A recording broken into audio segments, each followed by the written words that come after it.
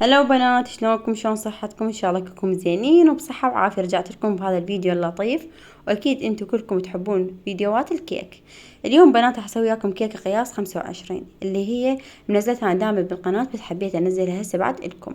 هنا بنات مثل ما تشوفون حطيت 5 بيضات ومحسن ملعقة ونص، وخل ابيض ملعقة ونص، وقبق ونص من النكهة، وشوية ملح، وباقي المكونات حكتبن لكم بنات بصندوق الوصف. طبعا بنات انا اول شي اخلط السوائل مثل ما شفتوا، وقتت العجانة على 6 دقائق، ومثل ما تشوفون الخليط هنا صار يجنن عندي مثل الكريم بالضبط.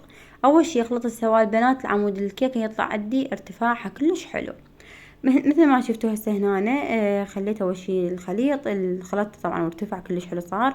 وبعدين خلطت على صفحة، طبعا بنات خلطت على صفحة 3 كواب من الطحين، وظرف ونص بيكنج باودر، 3 ملاعق نشا.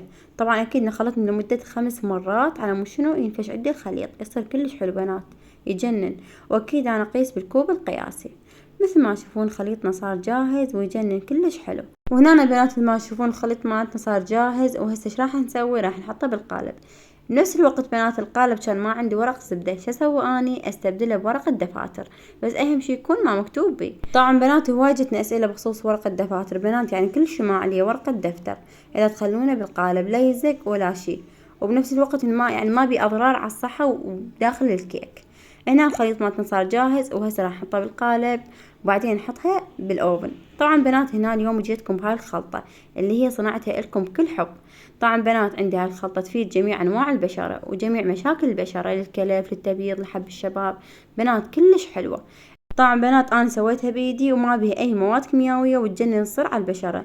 اذا تحبون طلبون من عندها، راح اخليكم رابط الانستغرام صندوق الوصف، راسلون هناك وتدلون عيوني. واكيد عندي خدمه توصيل لجميع محافظات العراق، تدلون علينا حبايبي. طبعا بنات هاي الخلطه اذا تاخذوها ما راح تخسرون ابد. هنا مثل ما شفتوا بنات حطيت الخليط بالقالب، وما شاء الله شوف القالب ارتفاعه، وبنفس الوقت الخليط كلش هواي. هسه راح احطه بالاوفن على الجو على درجه 250. طبعا اكيد الكيكه تظل عندي نص ساعه على الجو. وهنا مثل ما تشوفون بعد ما ارتفعت عندنا الكيكه وشويتها من فوق وطلعناها، هاي كيكتنا الجميله حلوه صارت وياكم سويتها.